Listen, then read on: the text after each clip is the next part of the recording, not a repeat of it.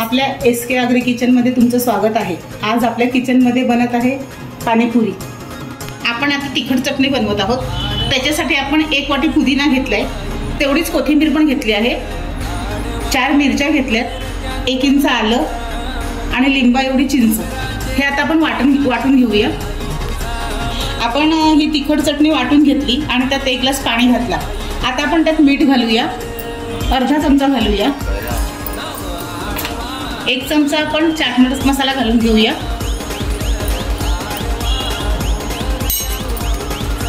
त्याच्यानंतर अर्धा चमचा भाजलेली जिराची पावडर आणि हा थोडासा हिंग घालूया। आता आपण हे मिक्स करून घेऊया।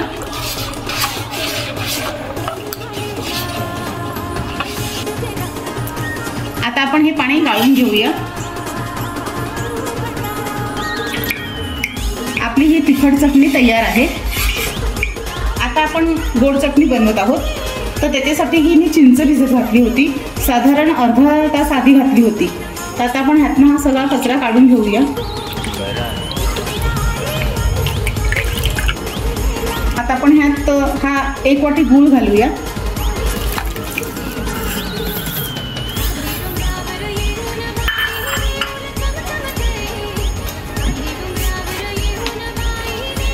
आणि 1 अर्धा चमचा मीठ घालूया।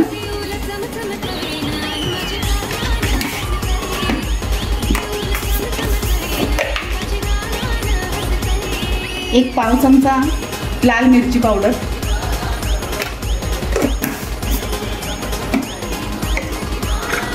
आणि हा 1 चमचा चाट मसाला घालूया। अर्धा चमचा भाजलेलं जिरं पावडर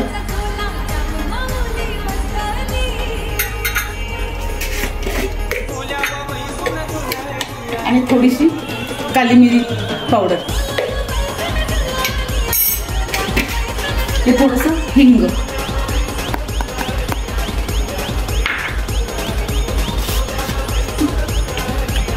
आता आपण हे सगळं मिक्स करूया। ह्यातलं गूळ आहे ते पूर्ण विरघळलं पाहिजे। आता आपण हे पाणी गाळून घेऊया गोड चटणी।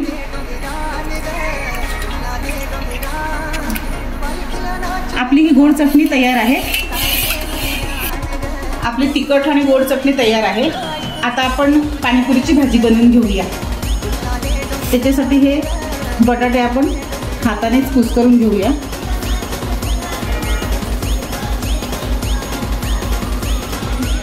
आपण भाजीसाठी वाटाणे पण उकडून घेतले आहेत, ते पण घालून घेऊया।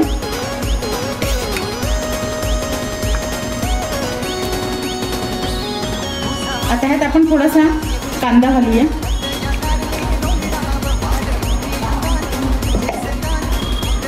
थोडीशी कोथिंबीर,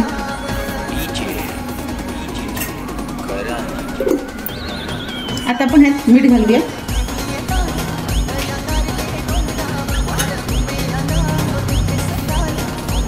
चाट मसाला घालून घेऊया, अर्धा चमचा जिरा पूड घालून घेऊया,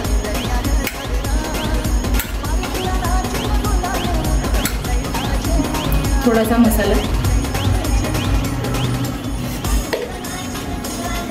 आणि थोडीशी काळी मिरी पावडर घालूया।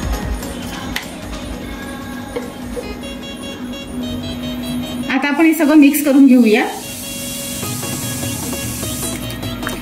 आपण जे मसाले गोड चटणी आणि तिखट चटणीला वापरले तेच मसाले आपण ह्या भाजीसाठी पण वापरले आहेत।